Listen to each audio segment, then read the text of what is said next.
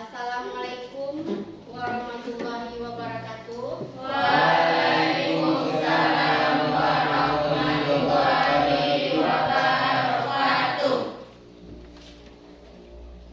Terima kasih ya. Selamat pagi semuanya. Pagi, Bu. Sehat ya? Sehat.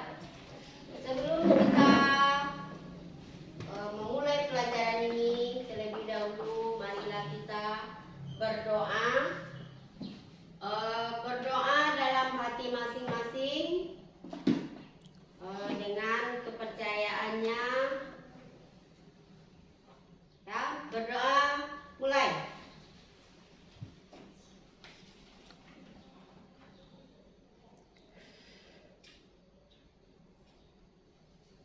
Berdoa selesai. Ya, alhamdulillah sudah bisa kita mengikuti pelajaran hari ini ya.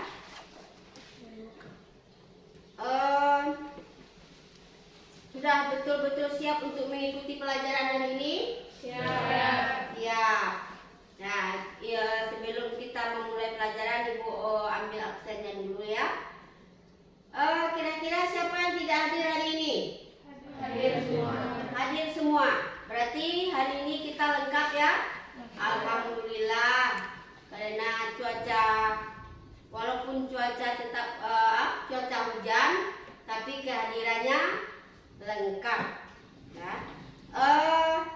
Sekarang kita belajar yaitu bimbingan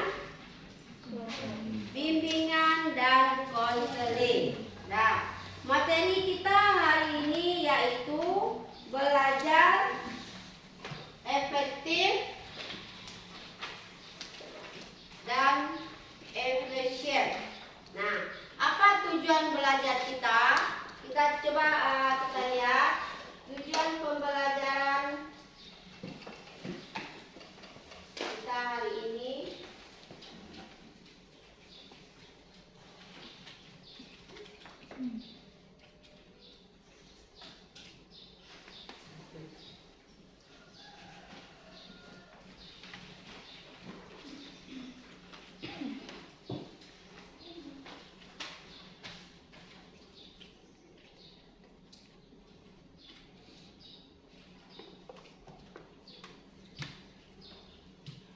Nah, materi kita hari ini yaitu cara belajar efektif dan efisien.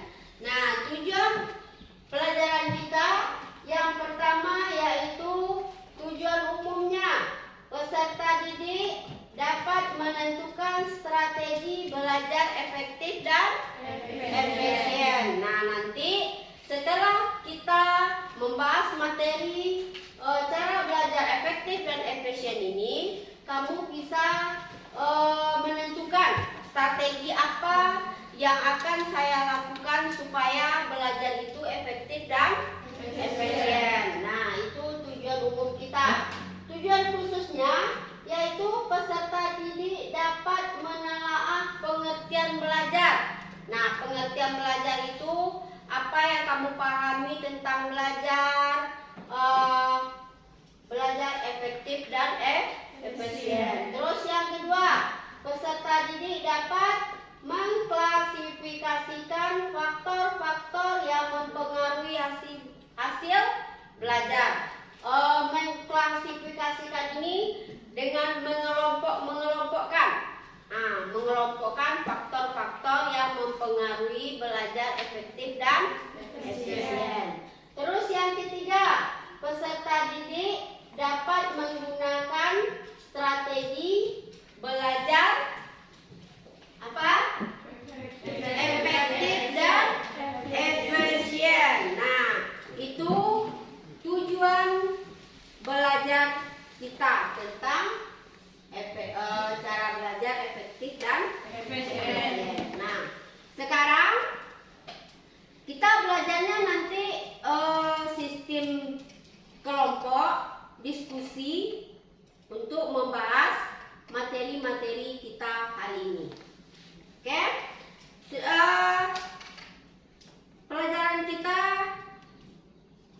durasinya 1 jam pelajaran, yaitu 40 Menit.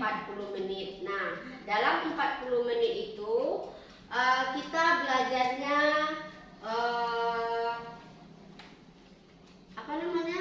Enjoy, relax, dan tidak menegangkan. Oke? Bisa ya? Nah, belajarnya tidak tegang tapi relax. Paham? Terus kamu sudah paham tentang mudah-mudahan dengan materi efektif dan efisien ini kamu bisa memahami pelajarannya nanti. Nah, pembelajaran kita bentuknya nanti yaitu pembelajaran namanya project based learning. Nah, tahu apa itu project based learning? Tidak tahu. Nah, project based learning ini yaitu cara belajar kita nanti kamu menghasilkan produk. Nah, produk itu dalam belajar ini kamu membuat satu produk. Bagaimana kalau ini kan cara belajar efektif dan efisien. Nah, produk kamu nanti mungkin bisa memunculkan cara-cara atau metode apa yang kamu gunakan untuk belajar itu bisa efektif dan efisien. Nah, itu satu produk. Mungkin contohnya nanti bisa berbentuk map mapping atau bisa yang mudah kamu mengerti. Nah, itu namanya suatu produk atau karya dari kamu untuk bisa menampilkan cara belajar yang efektif dan efisien. Nah, terus apakah kamu betul-betul sudah siap untuk mengikuti materi ini? Siap. Siap. Tidak ada yang lemes lagi ya? Nah, berarti kita sudah siap untuk belajar. Nah, sekarang kita lihat apa itu belajar efektif dan efisien.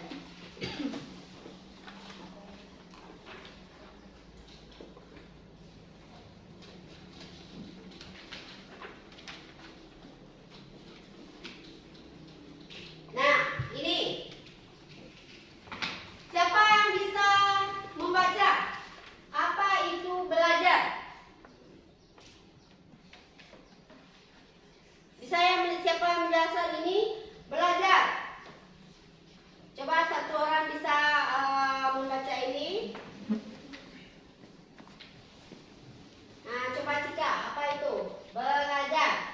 Belajar adalah suatu aktivitas yang dilakukan secara sadar untuk mendapatkan sejumlah kesan dari bahan yang telah dipelajari. Nah, belajar adalah suatu aktivitas yang dilakukan secara sadar untuk mendapatkan sejumlah kesan. Nah, kesan dari bahan yang telah dipelajari. Nah, lanjut lagi. Apa itu lagi yang belajar? Ayo Samir. Belajar dapat didefinisikan sebagai proses di mana tingkah laku ditimbulkan atau diubah melalui latihan atau pengalaman. Nah, belajar adalah di mana tingkah laku bisa timbul melalui latihan.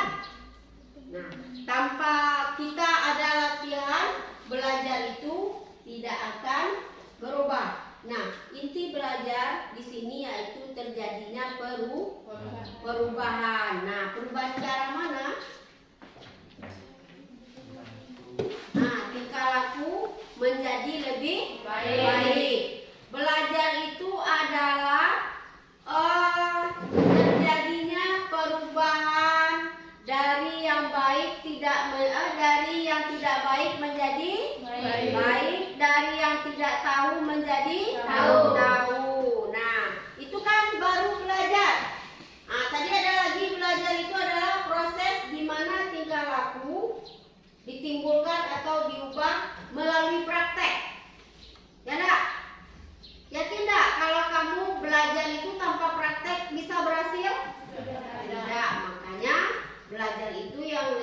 tugas itu ada belajar tapi ada prakteknya. Nah, ini kan judul kita apa tadi? Judul besar kita apa tadi?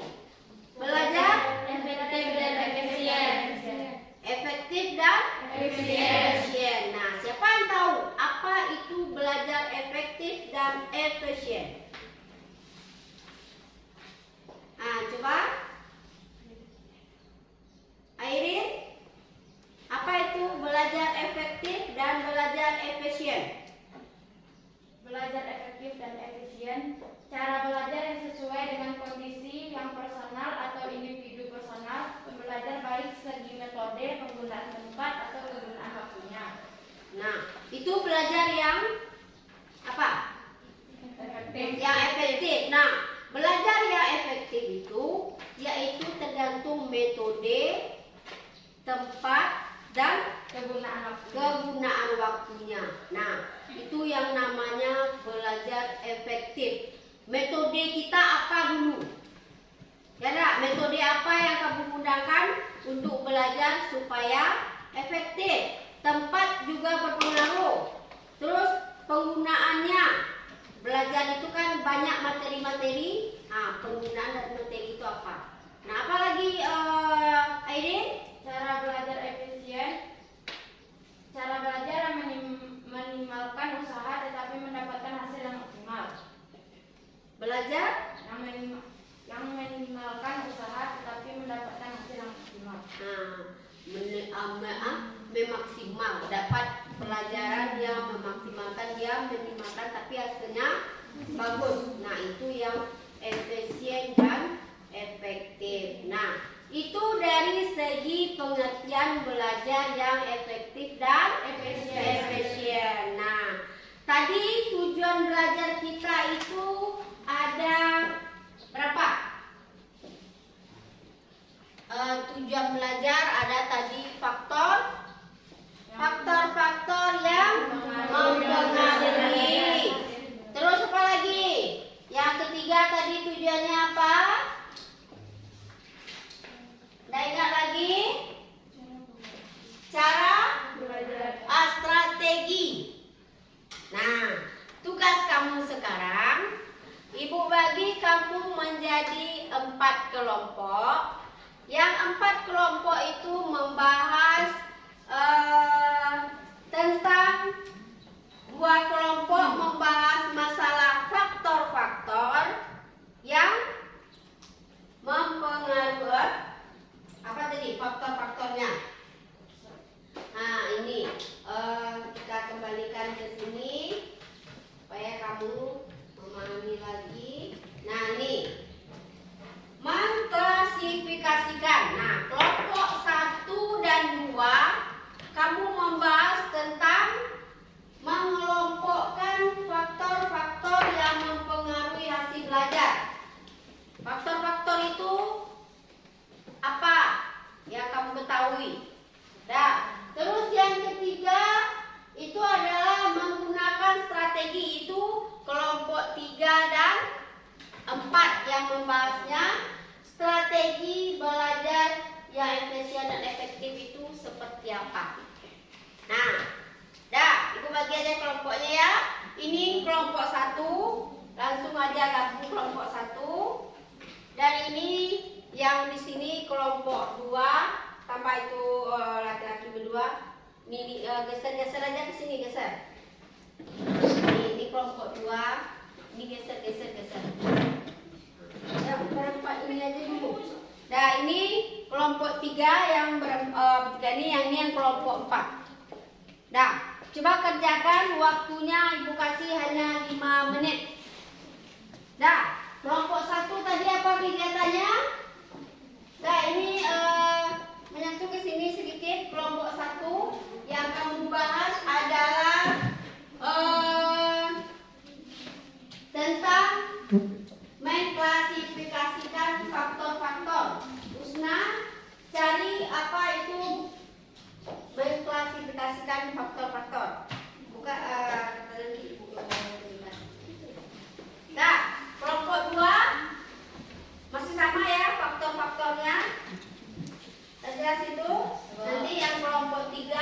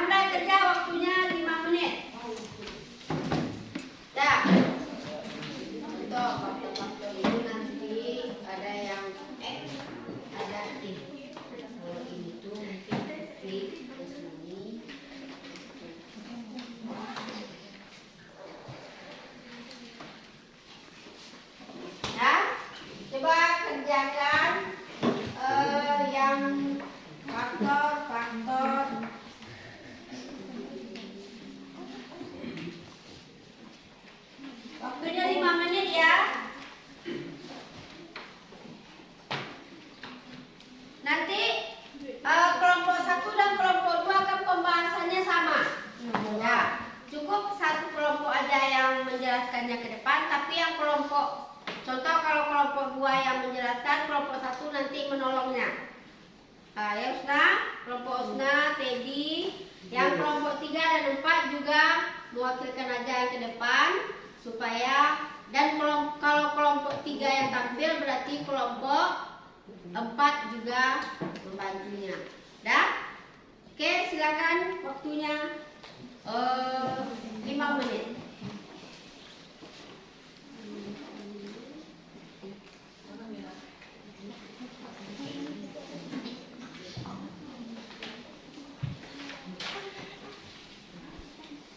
Kami membahas apa tadi?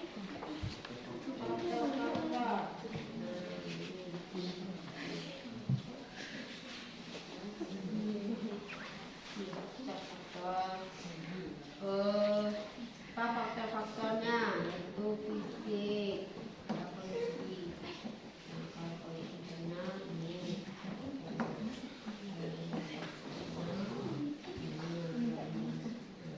Nanti bisa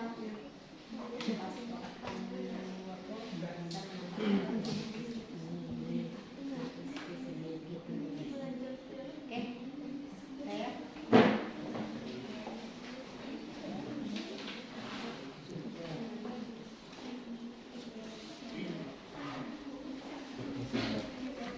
waktunya Ibu kasih 5 menit.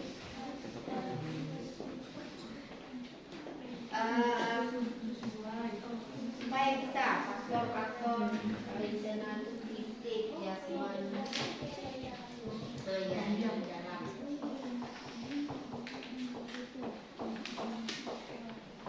Oh, ya, dalam itu.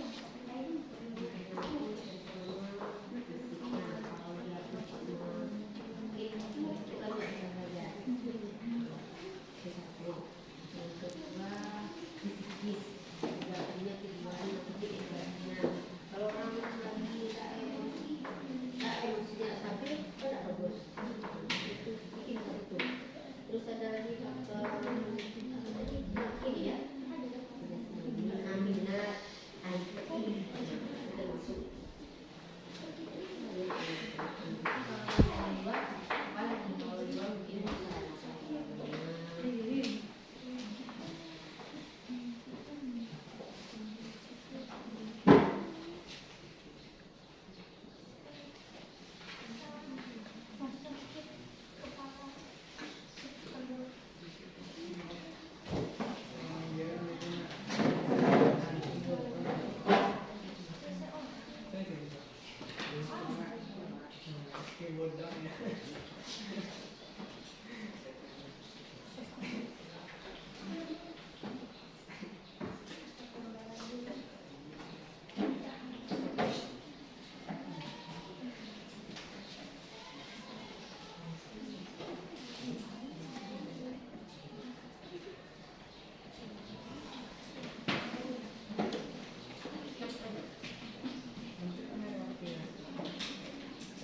diskusikan. Dengan diskusi kamu lebih bisa memahami materi.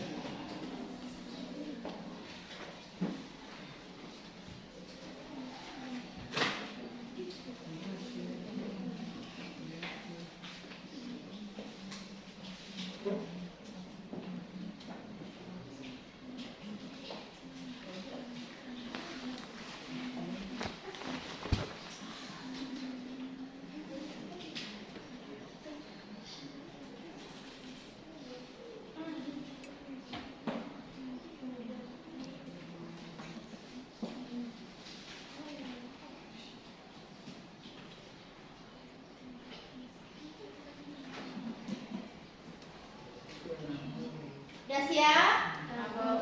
Sudah? Dah. Kalau sudah siap, nah karena ada 4 kelompok, seperti yang Ibu katakan tadi, kelompok 1, kelompok 2 kan pembahasannya sama. Nah, dari kelompok 1 dan kelompok 2, kelompok berapa yang mau menampilkan ke depan? Kelompok 2. Nah, coba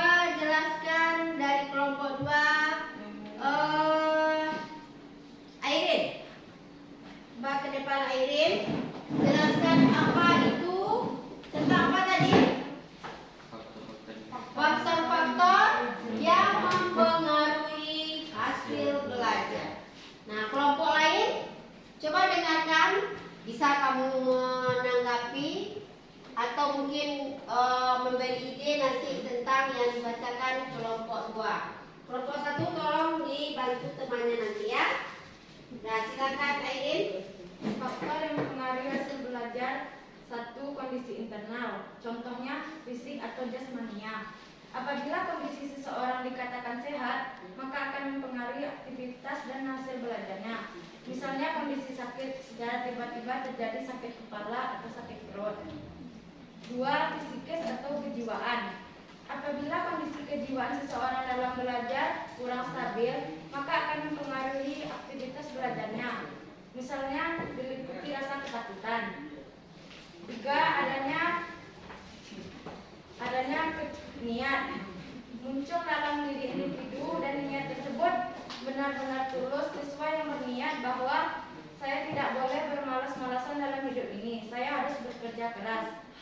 4. Kecerdasan atau IQ. Seseorang yang dikategorikan mempunyai IQ normal, maka ia disimpulkan orang mampu mengikuti belajar di sekolah umum dengan lancar. 5. Minat. Apabila seseorang dalam belajar tidak mempunyai rasa ketertarikan yang kuat terhadap objek yang dipelajari dan hasil belajar yang dicapai juga tidak optimal.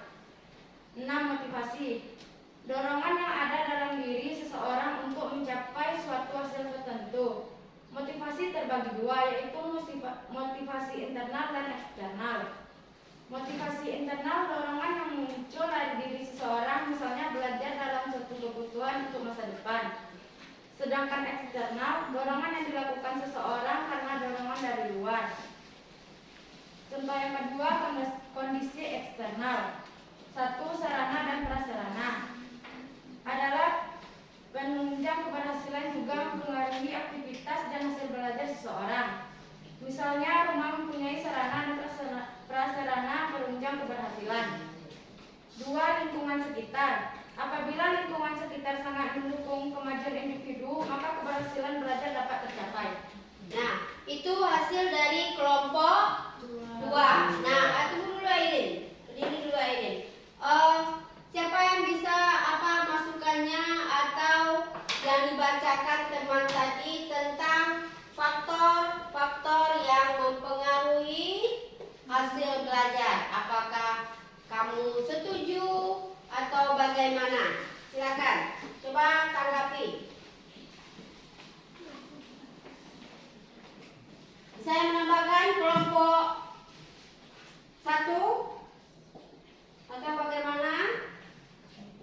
Atau paham semuanya? Paham? Paham ya? Nah, yakin paham? Yakin, karena penjelasannya lengkap dan jelas. Nah, mudah dipahami. Nah, coba sebelum kita silakan dulu Airin, tepuk tangan dulu. Untuk kelompok 2 telah menampilkan atau membacakan hasil diskusinya. Nah, sebelum kita masuk ke kelompok selanjutnya, tadi sudah dibahas oleh kelompok 1 yaitu kelompok 2, yaitu faktor-faktor yang mempengaruhi hasil apa? Hasil belajar. Tadi ada 2 faktor. Apa faktornya yang 2 tadi? Ada internal dan eksternal. Nah, yang internal apa tadi? Kondisi yang berasal dari dalam diri siswa. Yang berasal dari dalam diri siswa. Contohnya apa? Fisik atau jasmania. Fisik atau jasmania. Kalau fisik ini yaitu contohnya kalau seseorang dalam keadaan sakit, apakah kita bisa belajar dengan optimal? Nah, itu namanya pengaruh fisik. Terus ada lagi psikis atau kejiwaan. Kalau untuk masa remaja kamu ini, psikis atau kejiwaan itu adalah emosi. Ya enggak? Kalau emosi kita tidak stabil, berarti mempengaruhi aktivitas belajarnya. Nah, terus apa lagi? Adanya kemauan. Nah, belajar tanpa adanya kemauan itu tidak akan baik. Nah, itu salah satu faktor internal. Ada lagi IQ, minat, dan motivasi. Nah, motivasi itu apa? Dorongan yang ada dalamnya. Nah, motivasi itu adalah dorongan dari dalam diri sendiri atau diri seseorang. Berarti kalau tanpa adanya dorongan dari kita, belajar juga tidak akan berjalan dengan lancar. Terus yang kedua apa faktornya? Eksternal apa tadi? Sarana dan prasarana. Kalau sarana prasarana tidak ada atau tidak lengkap, juga akan mempengaruhi hasil belajar kita. Terus yang kedua apa? Lingkungan sekitar. Kalau contohnya ini lingkungan sekitar kita. Dalam satu lokal, kalau lingkungan sekitar kita itu berisik, heboh, bisa nggak kita belajar efektif dan efisien? Tidak. Tidak. Nah, itu ciri apa? Faktor-faktor yang mempengaruhi apa? Hasil belajar. Nah, dari faktor-faktor itu mudah-mudahan kamu bisa belajar lebih baik dan giat lagi. Nah, itu baru kelompok 2 atau 1. Sekarang coba kelompok 3 atau 4. Siapa yang bisa menampilkan ke depan? Itu pembahasannya apa tadi? Strategi belajar efektif dan efisien. Strateginya lagi. Siapa? Cika. Coba ke depan Cika. Tolong waktu temannya menjelaskan ke depan supaya kamu memahami, dengarkan baik-baik ya. Strategi belajar efektif dan efisien. Strategi belajar efektif sangat penting untuk mencapai prestasi. Berikut ini contoh-contohnya. 1. Siapkan buku materi pelajaran yang akan dipelajari seperti buku paket, buku latihan, dan buku tulis. Mulailah pelajari buku paket atau catatan untuk jam pertama dan selanjutnya. Yang ketiga, jangan terlalu lama membaca buku pelajaran, kira-kira 20 menit agar kita tidak suntuk dalam belajar. Pahami setiap alinea yang dipelajari. Catat hal-hal yang penting di dalam buku catatan. Jika kalian tidak mengerti, tanyakanlah kepada guru. Untuk mempelajari non-eksakta atau yang tidak menggunakan rumus-rumus, cobalah bicara sendiri layaknya seorang guru berada di depan kamu. Untuk mempelajari eksakta atau menggunakan rumus-rumus, upayakan Anda menulis rumus tersebut pada double folio.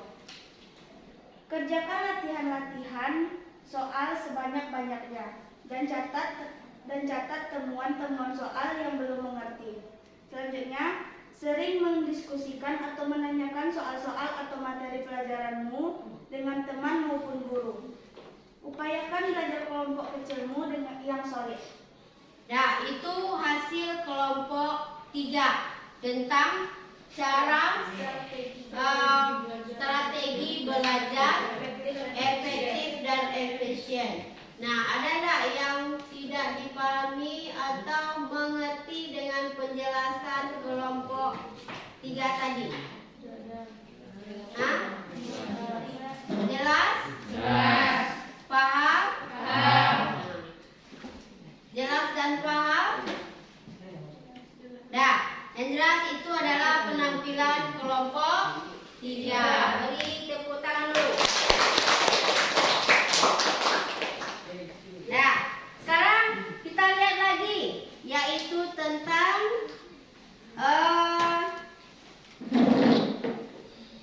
strategi.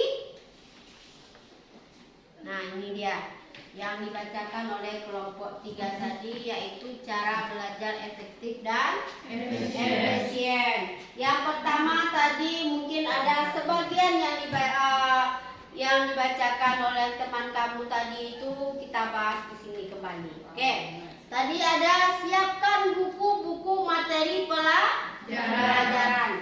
Nah, kalau menurut siswa ibu, tanpa buku, tanpa materi, bisakah kita belajar? Tidak. Jadi, salah satu yang diperlukan untuk cara belajar efektif itu kita memang mempersiapkan buku.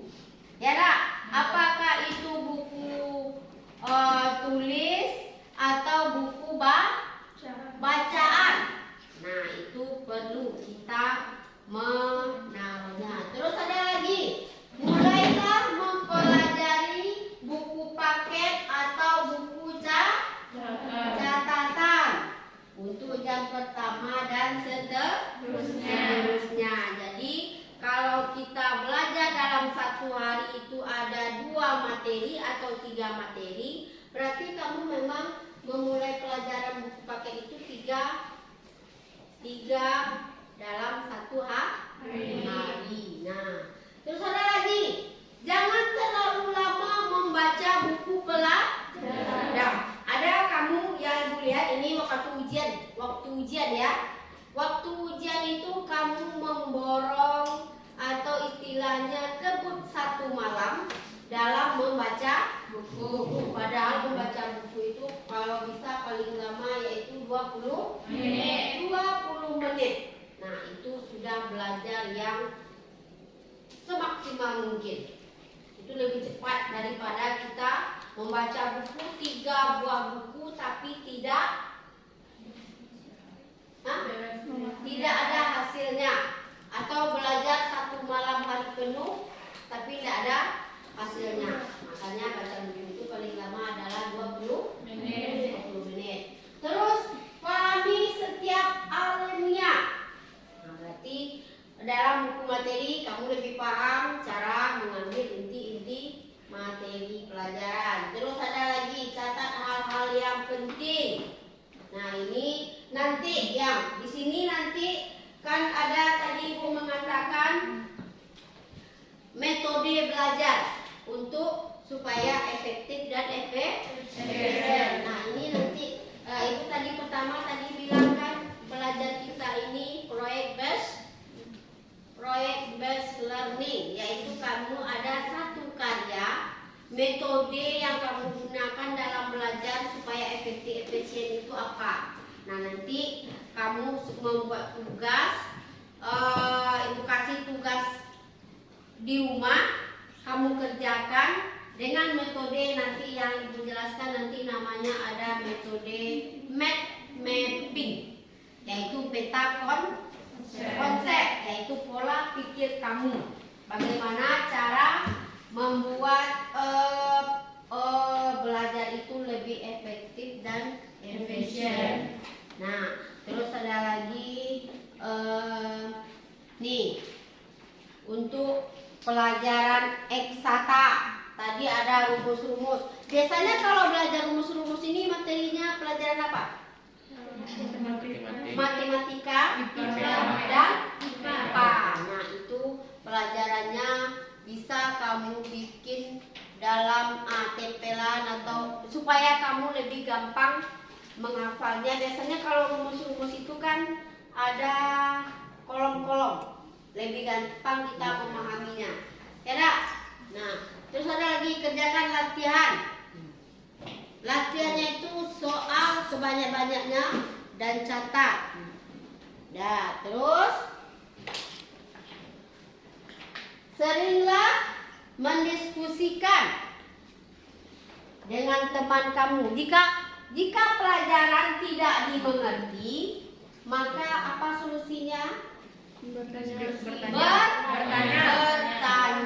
Nah, bertanya apakah itu ke guru langsung atau teman yang lebih mengerti. Nah, itu salah satu untuk kita lebih bisa belajar efektif dan efisien. Jangan belajar sendiri, tapi belajar diskusi dengan teman. belajar Kecil yang solid. kecil yang solid. Nah, ini yang kecil yang solid ini sama dengan belajar kelompok seperti yang kita laksanakan tadi. Nah, dari ini bisa dipahami semuanya? Bisa. Bisa. Nah, ada yang jenuh? Kayaknya ada agak tegang sedikit ya. Nah, untuk kita relax, nah, ibu kasih apa namanya? Es breaking. Tahu es breaking? Hah? Nggak bentuk es ya? Es breaking itu adalah permainan. Oke, kita masuk ke permainan untuk menghidupkan suasana. Ya, kayaknya udah mulai tegang atau sudah mulai jenuh. Nah, untuk mengembalikan konsentrasinya kita buat satu permainan. Permainannya gampang-gampang aja untuk menghidupkan suasana lagi. Dah. Permainan kita kamu berdiri semuanya. Berdiri semuanya.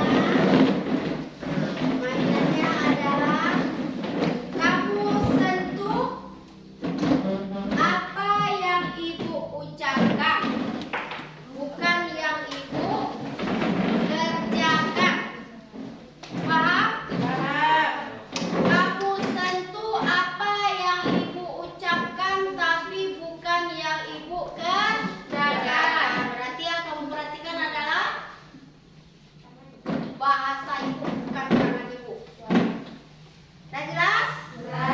Paham semuanya? Oke. Kita relax aja. Jangan takut, ini nggak ada sanksi. Ini hanya untuk mengembalikan semangat kamu dalam belajar lagi.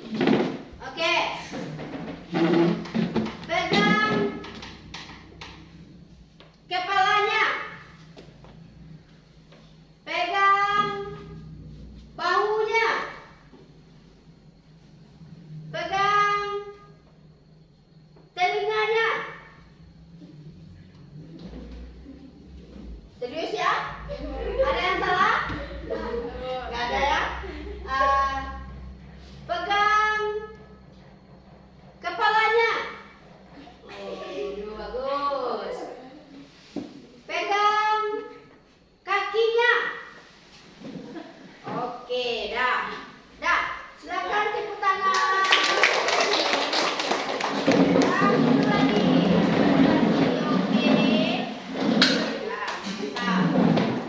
Bagaimana perasaannya? Sudah lega kembali? Sudah. Sudah bisa dimulai belajar lagi? Sudah. Nah, kalau sudah, berarti nggak ada lagi yang wajahnya tegang-tegang atau nggak fokus. Ya, dah materi. Sekarang ada satu tugas nanti kamu kerjakan di rumah supaya kamu lebih bisa belajar efektif dan efisien lagi. Nah, ini ada satu metode yang bisa kamu kerjakan di rumah nanti. Ini proyeknya. Proyeknya nanti dikumpulkan.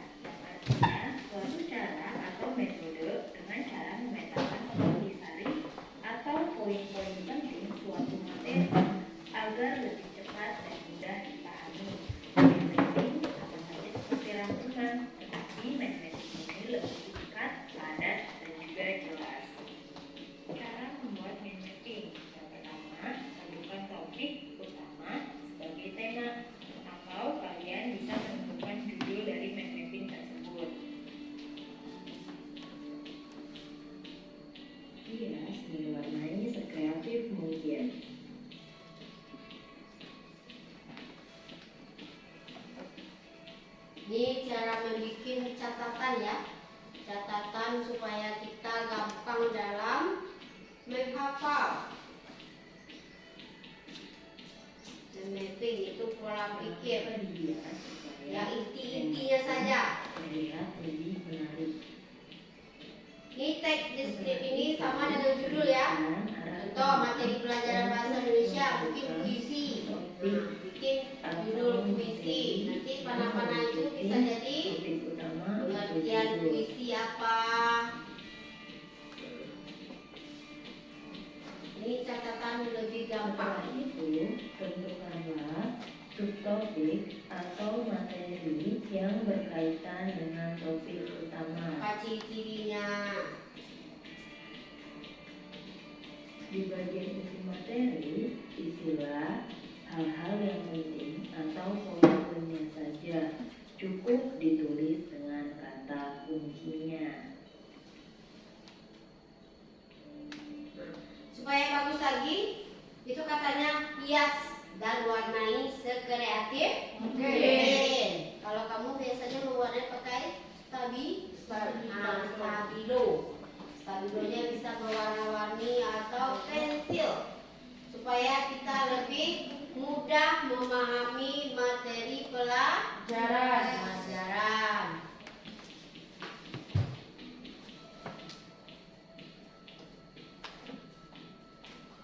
Bisa nggak lebih gampang kamu memahami catatan? Ya, bisa kamu gunakan dalam catatan itu poin-poin pentingnya. Berilah tanda pembeda pada subtopik agar pelajaran mudah dipahami.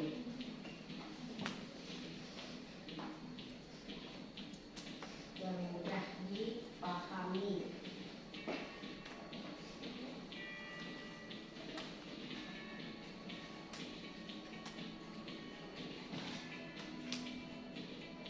Setelah mind mapping selesai, jangan lupa berikan nama dan kelas. Berikut adalah contoh mind Nah, ini mapping. contoh-contohnya. Bagus kan? Nah, bikinlah ini kreasi kamu sebagus mungkin. Nanti bisa kamu kumpulkan tugas ini.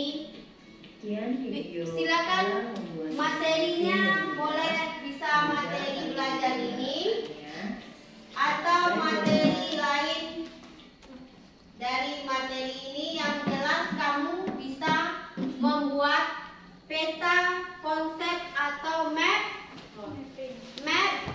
mapping, yaitu cara belajar membuat konsep. Nah, itu tugas kamu di rumah nanti mengerjakan mapping. Nah, LKPD kan tadi sudah Ibu kasih. LKPD itu kamu kerjakan, kamu isi, nanti juga dikumpulkan sama Ibu. Nah, sekarang karena semuanya sudah memahami, coba siapa yang bisa menyimpulkan pelajaran kita hari ini tentang belajar efektif dan efisien. Coba Airin bisa menyimpulkannya? Apa itu belajar efektif dan efisien? Apa tadi? Cara belajar yang sesuai dengan kondisi yang personal atau individu personal. Pembelajar baik segi metode, penggunaan tempat ataupun analoginya.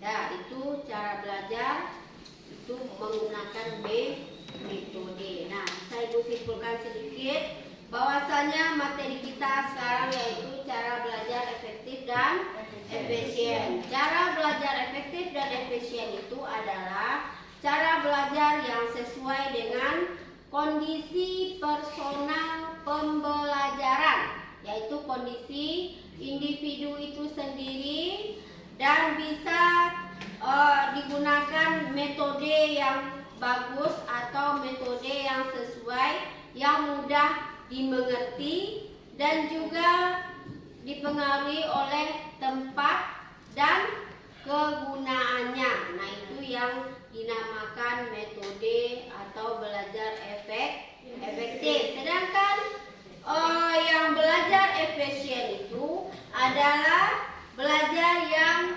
meminimalkan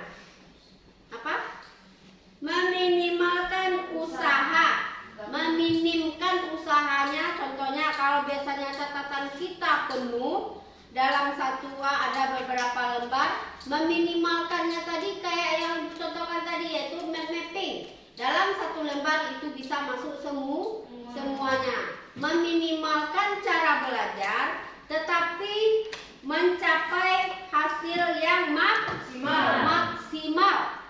Nah, itu supaya kita bisa belajar efektif dan efisien. Nah, tidak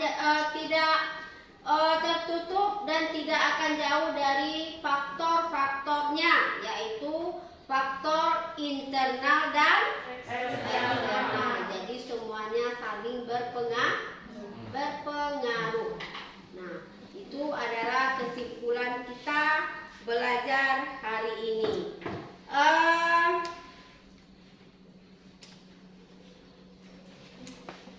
Bisa dimengerti semuanya ya? Ya. Mudah-mudahan dengan materi ini kamu bisa lebih giat lagi belajar, bisa menemukan metode yang lebih gampang untuk memulai pelajaran baru, karena kamu sekarang sudah kelas 9, sudah bisa membuat metode atau menggunakan metode belajar yang lebih baik dan lebih bagus. Nah, untuk mengakhiri kegiatan kita hari ini, kita berdoa dulu atau mengucapkan